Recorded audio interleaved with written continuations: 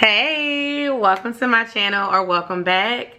I'm Yosha and I'm your go-to girl for all things real. We're gonna be talking about getting married and wedding planning. Hold on one second. My dog is side-eyeing me because I just took his squeaky toy because he was being loud and I don't want y'all to hear squeaking every 3 seconds. If you're new here, I'm Yosha. I'm a lifestyle content creator from the Atlanta area. I've been a bride and I've been a bridesmaid. So I feel like after experiencing both perspectives, it would be cool to come and share some advice for brides who are getting married in the near future and for bridesmaids. So if you are a bridesmaid, maybe one of your close friends or relatives has tapped you and said, I want you to be in my wedding, or if you are a bride and you are in the early planning phases, current planning phases of preparing for your special day and you're trying to navigate the stress of a wedding and bridesmaids and dresses and what are we doing for this and that, then this video is for you. And then what I would like you to do if you're watching this video and you are a person who's been in a wedding before, or you are a person who's been married before and you have your own experiences, go ahead and share them in the comments down below, because my last video that I did about having a wedding on a budget did very, very well. And I'm still getting views and questions to this day. I have a few friends who are actually getting married this year or next year. And so I'm making this video to help anybody in that situation. Lastly, if you could, please give a video a thumbs up. Share this video with somebody who may need the advice. There is nothing wrong with getting married at the courthouse. There is nothing wrong with getting married at the courthouse. In this day and age, if you find somebody that is equally yoked, that you love and they love you, there is no need to have a big, lavish wedding. Can you? Yes. Can you do something small and intimate? Yes. But if you know in your heart that y'all are just not in a place where a wedding needs to happen, don't delay your wedding because you're waiting for the perfect wedding. The secret really is that there is no such thing. And every wedding that I've been to, every wedding that I've seen, every bride that I've had the opportunity to talk to will tell you something that went wrong with their wedding.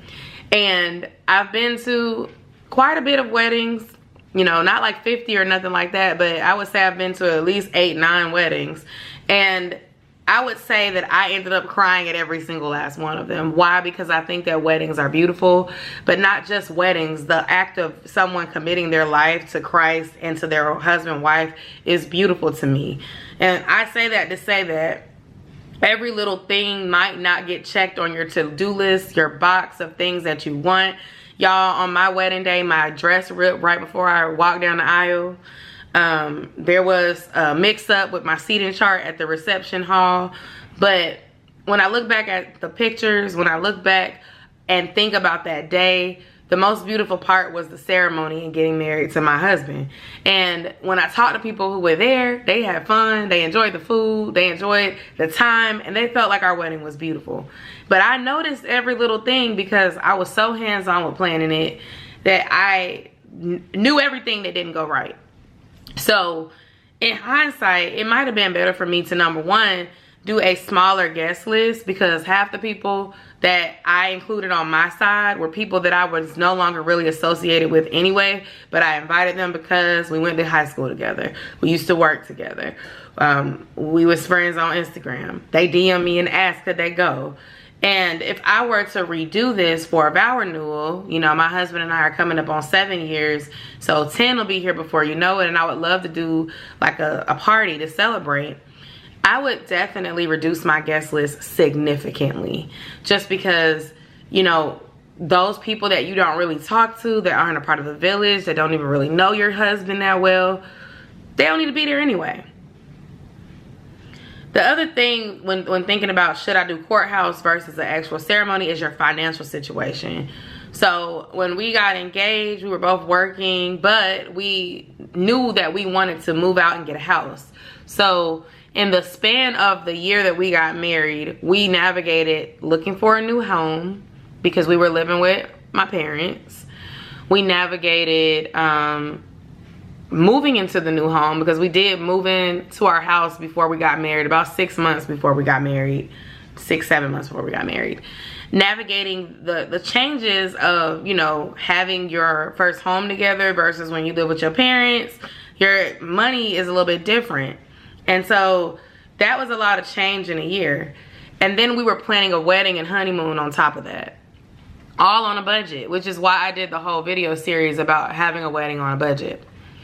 And what I tell y'all, I really could have relied on more of my family to help me out, especially on my mom's side of the family. Now that I'm 7 years in, I've been knowing them for 9 years, I understand the type of champion and cheerleader my mother-in-law is. I should have let her help. I should have let their family help, catering food, but I was kind of stubborn and stuck in my ways. And sometimes as a bride, you get so caught up in what you want and how you want it that you don't hear when people are trying to help you.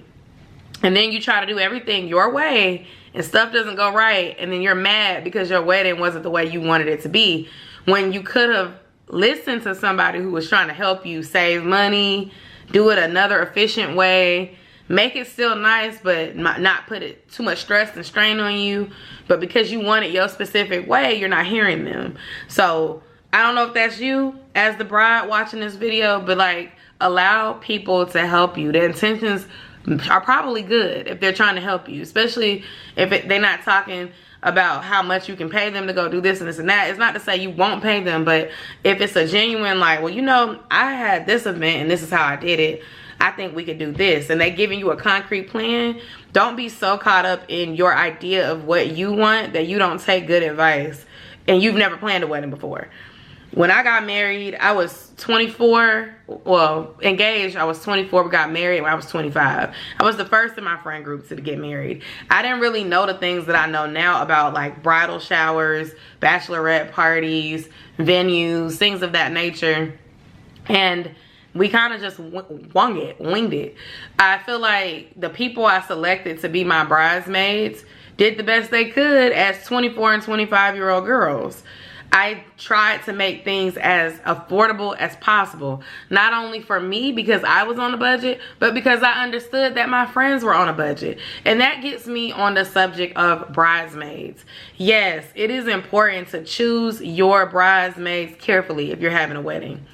But you also have to be realistic about your friend group. If you know you want your friends or your sister, your cousin to be in your wedding, but you also understand that before you announced that you were getting married and having this wedding, that they were struggling financially, your wedding will not be the motivation for them to stop struggling financially. Your wedding is now another bill for them. And so pick people that you love, that you want there to stand beside you, with also consideration of reality. You know, if you have a bridesmaid that's been in between jobs, that's had a lot going on, that is not likely to change because they're your bridesmaid. Pick a maid of honor that is going to show up for you. Don't pick the best friend that has a lot going on. Don't. They may be able to handle being a bridesmaid, but don't pick them to be the maid of honor, because the maid of honor is supposed to be your right hand girl, just like the best man is supposed to be the right hand man for your husband. So don't pick somebody whose finances are not in order. Don't pick somebody who is slow to respond, that disappears, that's not going to show up and be ready to plan stuff for you, unless you have the budget for a wedding planner and that's not what you want to task your maid of honor with. When I think of a maid of honor at this age, I consider it as somebody who is going to kind of help plan things behind the scenes for you. Not the wedding, but like the bridal shower, the bachelorette party, doing nice gestures to get the other girls in your party together behind your back, so that you don't end up feeling like everything is on your shoulders. Your maid of honor should be a friend that is in your corner, willing to help in and help out, even if you're getting on their nerves a little bit. At the same time, as a bride, you need to give your maid of honor grace, because if it's her first time being a maid of honor, she may not know what you want.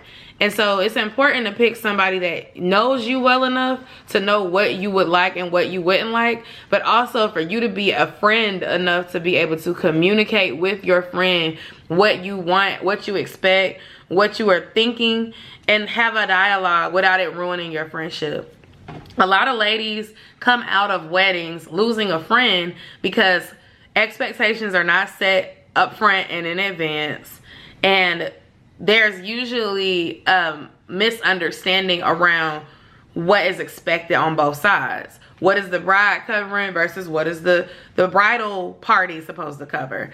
I think it's really important to early on set expectations of what you want to cover and what you expect them to cover, and stick to it. That goes for everything bridal related. So like, let people know I'm covering makeup, I'm covering hair, you gotta cover your dress.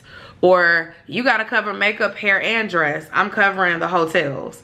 I'm not covering anything but my wedding. You have to pay for this. Here's an itemized list. This is the dress I want. Don't care about what shoes you put on with it. Some people are very thorough. They want the hair the same, the makeup the same, the shoes the same, the dress the same. Like, be clear so that you can allow that friend to tell you if they can handle that responsibility or not. And here's the other thing. I think it's important to have a conversation about what you expect them to do and what you expect them to pay out of pocket prior to asking them to be your bridesmaid. And I say that because often what happens is we start with the invitation to be a bridesmaid, dinner, party, whatever have you, right? But you don't really talk about the expectations of what you are gonna need from this bridesmaid. And sometimes months will go by and you don't really hear anything about what is expected. And then you start getting 90 days out, 6 months out, depending on if you're doing an in-the-state wedding or destination wedding. And all of a sudden, the floodgates open and it's like, okay, you need to get your dress, you need to do this, you need to do that, you need to do this. And it starts feeling overwhelming to that bridesmaid who's never been a bridesmaid, or maybe doesn't really know what to expect from you as the bride because it wasn't communicated up front. I also feel like you have to create a safe space for your friend to tell you if they can handle being a bridesmaid or not. When it comes to a bachelorette party, you know, being mindful of everyone's budget. I spent $1,000 out of my pocket on the last wedding that I was a bridesmaid in. And I was honestly not expecting to spend that much money out of pocket when I agreed to do the bachelorette party. Now, the actual wedding expenses were not bad at all. It was exactly what I expected to pay for. Makeup and dress. That's normal, that's standard. But the bachelorette party expenses, which were completely optional, I'm gonna put that out there, ended up being more than what I expected it to be. It's kind of like I agreed to go because I wanted to go. I want to celebrate. It's the last hoorah with this friend. But when we started planning, I didn't really necessarily have a say-so in what we were doing. And part of that is because of a lack of roles within the bridesmaids. What I mean by that is, I believe the bride planned her bachelorette weekend. All the things that we did, the bride set up. Usually bridesmaids, the maid of honor, some of the bridesmaids plan bachelorette parties, bachelorette event. Now I'm gonna pause and I'll get back to this story and talk about my specific experience. When I got married, when I was engaged, I was young. I was the youngest in the group. No one really planned my bachelorette celebration either. And I planned it for myself. But I ended up choosing a very simple night on the town. Invited the girls. We had drinks. We had food. We turned up for a few hours. We went home. I'm pretty sure my girls did not spend more than $50, $60 on my bachelorette party. Reservation at the place that we were at was free. You know, I had my little sash. We took our pictures. Everyone covered their own food and drinks. People might have bought me a drink here, there, maybe. That was it. For this bachelorette party that I'm referring to, we traveled. So anytime you travel somewhere, there's an expense. And I've seen that. People do bachelorettes in Miami, in Nashville, New Orleans. Like, I've seen people do traveling bachelorette parties. I'm not against them. I think they can be really fun. But I think it's very important to early on understand expectations of what you're paying for up front. When we add together the cost of fly, the cost of Airbnb, and the cost of all the activities that we did in those 3 days, I spent about $1,000. And that was a separate expense on top of the wedding expenses that I had to pay for, which I told y'all I already expected to pay. The wedding dress, the makeup. I also got my hair done and nails done. That wasn't a requirement, but for me, it's like it's a wedding. Why would I not come and get my nails and my toes done and make sure my hair looks decent before somebody gets married? You know. So I say that to say I didn't really realize I was going to be spending that much until we got into the weeds of the bachelorette trip. And I think that ended up causing confusion on my part. And also confusion on some of the other ladies who were a part of the bridal party's part. And with that confusion led to a little bit of tension after the event. And then it thus caused some frustrations post-wedding. And I bring this up to say that it is super important to be crystal clear on what you expect. So if somebody invites you to their bachelorette party, my advice is to say, yes, I would love to come. What are you planning to do? And if they don't know yet, you can tell them, I'm interested, but I have X amount in mind for spending. So if it's above that, I'm probably going to need to not participate just because I don't have the extra to spend. Having that conversation early on prevents a lot of confusion, misunderstandings later. I feel like a lot of times women get frustrated with their bridesmaids because they feel like their women did not show up for them in the way that they wanted them to do. But at the same time, I think there's also a lack of conversation with the bride up front early on about expectations on both sides. Yes, I can be your bridesmaid, but I am in between jobs right now. So I have to really plan months in advance to be able to afford XYZ.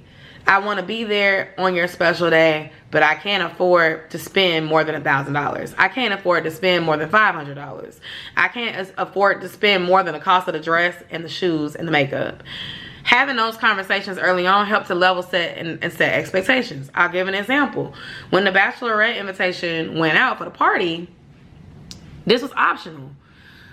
Honestly, the best approach that one of the bridesmaids took was saying early on, I cannot do the bachelorette party. Why? I live out of state. I already have to pay to travel to the wedding, and I'm definitely going to be there for that. I think sometimes it takes, you know, maturity to understand what you can and cannot do.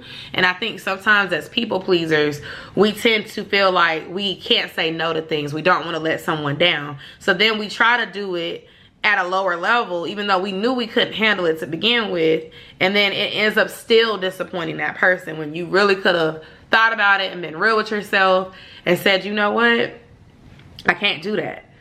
I want to be there, but I know my money is funny right now and I don't want to ruin your experience.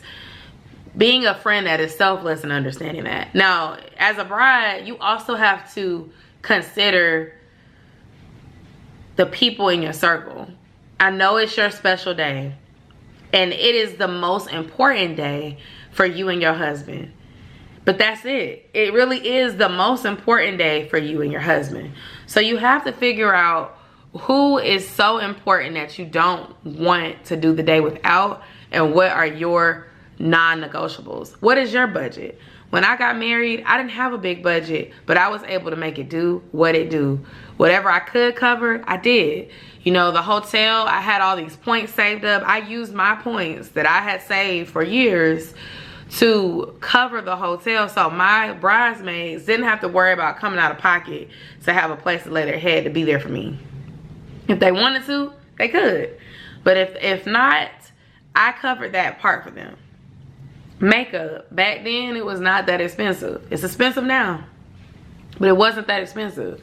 I was able to cover and get a good rate, and they only had to put in, I think, like $50. The dresses were about $100, but then they went down and they were able to get a price adjustment, and I think they really came out to like $75. Shoes came out of Payless. I apologize if them cheap shoes hurt their feet. Honestly, I should have just let them pick whatever shoes matched the dress. It wasn't a big deal. We didn't get a lot of pictures anyway because I had a dress malfunction and we didn't end up doing our pictures before the wedding. I say that to say some of the little things don't matter as much when you're on a budget. Even if you have a bigger budget, you make a lot of money, you bring it home 6 figures. When I got married, I was not making 6 figures. So I was on a budget. Some people get married, them and their spouse, they make over 6 figures. So there's more money to go around. If you have the money and you want to cover everything, that's great. But make sure you choose people that are truly your friends. Someone that's going to tell you happy anniversary a year from now, 2 years from now. That's going to pray for your marriage and be there for your marriage long term. Not just there for the turn up, the drinks, the alcohol, and the perks of being in a wedding that comes with all of that. And then lastly, I'm going to say this. I feel like you have to give grace where it is due. Some things are unacceptable. You have a bridesmaid that's hating on you, that don't show up, that don't respond to nothing. It's like pulling teeth every time it's time to get stuff done. You might want to reassess that friend.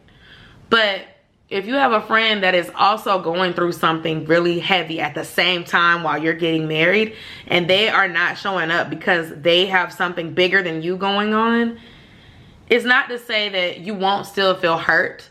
But it is to say that's where grace comes in and forgiveness. Maybe you understand that, like, you're still my friend, but you're not a friend I'm going to count on in a specific circumstance, like my wedding.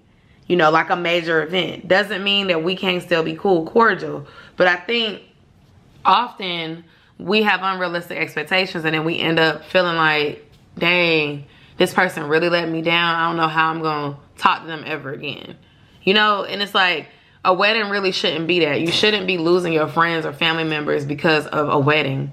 Because a wedding is just a day. It's a special day, but it's just a day. People spend lots of money on weddings and then end up divorced less than 5 years later. The principles, the character, the love that you have for each other, the ability to forgive and extend grace, be smart with your finances, that's the foundation that is going to keep you married long term. Not how fabulous the wedding is, the bachelorette party, insert other event related to wedding. That stuff is just extra. And for those ladies on a budget, I don't remember if I said this right now, but I'm going to say it now. When you are looking for a venue, don't be afraid to look in your community, event halls, ask around for people that know people. And you don't have to tell the people that you are renting the space for that it is a wedding. You can say, hey, I'm looking to have a party. My party is gonna have 100 people. My party is gonna have 50 people. My party is gonna have 200 people. Just call it a party. Every time you say that it's a wedding, you're gonna be charged more money. Engagement photos and wedding photos are going to cost more money. Now, having a good photographer is a good investment, because when you look back on the pictures, if they look beautiful, you're going to smile. If they look raggedy because the person you chose don't know how to take pictures, you're going to be mad. Now, when it comes to music, you can do an Apple Music playlist if you're on a budget. Make a wedding playlist, have the speakers set up in the room and space that you're in, have that music cycling through for the free. You tell a DJ that you're having a wedding, they're going to charge you so much more. The more things that you can say it's a party instead of it's a wedding, the more money you're going to save. With cake, you can get a cake made by somebody and that might be a little bit more expensive. Or you can go and get a small cake to cut at the ceremony, one that you will freeze. There's nothing wrong with going to Costco or Sam's to get the wedding cake. You will save so much money. A lot of folks don't even be eating the cake at the end anyway. Now, if you do get a custom cake and it's like red velvet or, you know, white chocolate, some sort of vanilla buttercream, like, people gonna eat that. But sometimes people leave the wedding early. So they come, they eat, they drink, they leave before the cake is cut sometimes. Then you got some people, they gonna stay to the end, to the very end, to the firecrackers are popped at the end, if that's what y'all do. Think about ways that you can save. I got my dress from David's Bridal and it was on clearance for $99. It was a really nice dress. My dress ripped going down the aisle because I had gained weight and I decided to go pee and try to get out the dress, and then my zipper ended up breaking. Other than that, the dress was beautiful. I actually had it altered the week before and it fit like a glove, but I probably should have not went to the bathroom in the dress without help. I should have let somebody help me. And because I didn't, That's why the dress ripped. But I say that to say, if you're on a budget, I see wedding dresses in consignment stores all the time.